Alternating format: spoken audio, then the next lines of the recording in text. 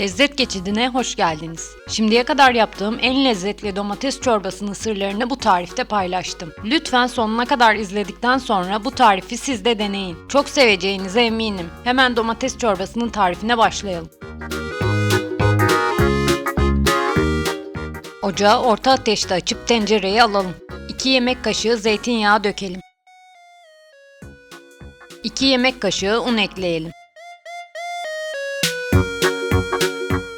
Eklediğimiz unu kokusu çıkana kadar kavuralım.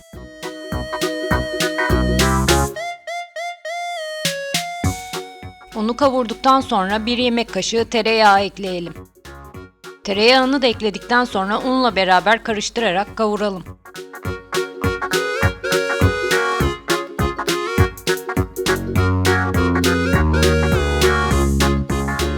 Un ve tereyağını karıştırıp bu kıvama getirdikten sonra 1 yemek kaşığı domates salçası ekleyelim.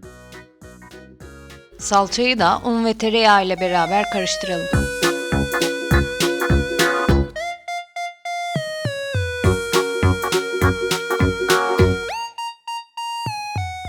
Bir kavanoz domates konservesi ekleyelim. Konserve yerine 4-5 tane rendelenmiş domates de kullanabilirsiniz. Ben kendi yaptığım domates konservesini kullandım. Önceki videoları izleyerek sizler de kendi konservelerinizi yapabilirsiniz. Aroma kazandırmak için 2 tane defne yaprağı ekleyelim. 1 tatlı kaşığı tuz ekleyelim.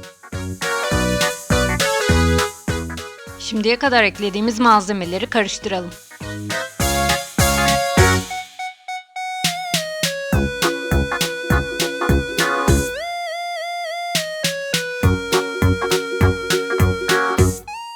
Bir tatlı kaşığı pul biber ekleyelim.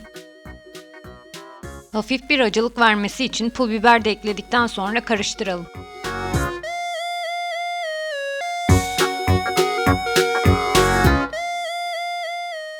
Üç su bardağı su ekleyelim.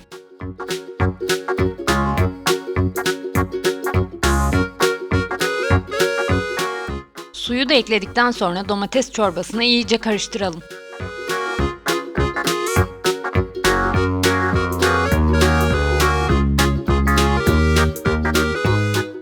Domates çorbası kıvam almaya başladı.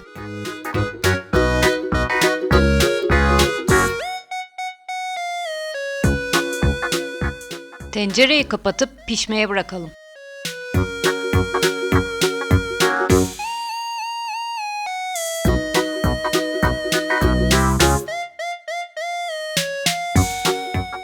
Domates çorbası kaynayıp kıvam aldıktan sonra 1 su bardağı süt ekleyelim. Kesilmemesi için sütü eklerken sürekli karıştıralım.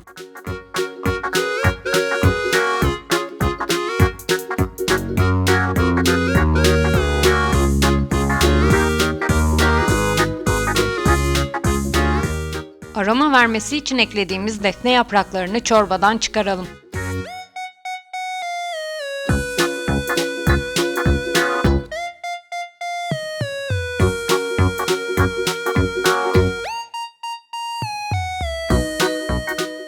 Domates çorbasını homojen olması için blenderdan geçirelim.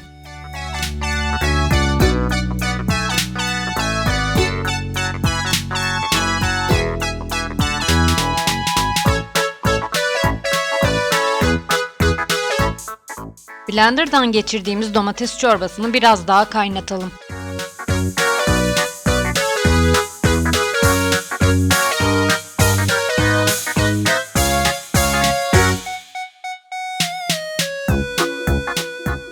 Domates çorbasının kıvamı gayet iyi oldu. Biraz dinlendirdikten sonra servise başlayabiliriz.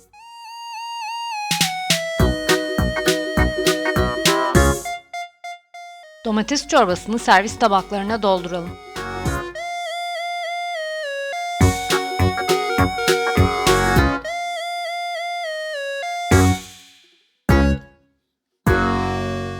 Domates çorbasının üzerine rendelenmiş kaşar peyniri ekleyelim.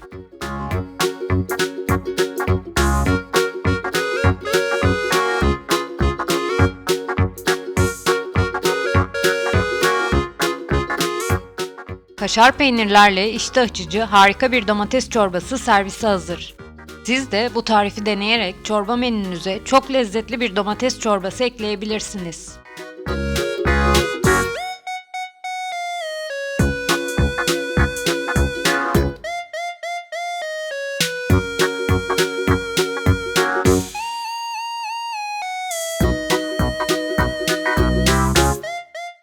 Denememi istediğiniz farklı tarifleri ve çorba önerilerinizi benimle de paylaşmak isterseniz lütfen yorumlara yazın.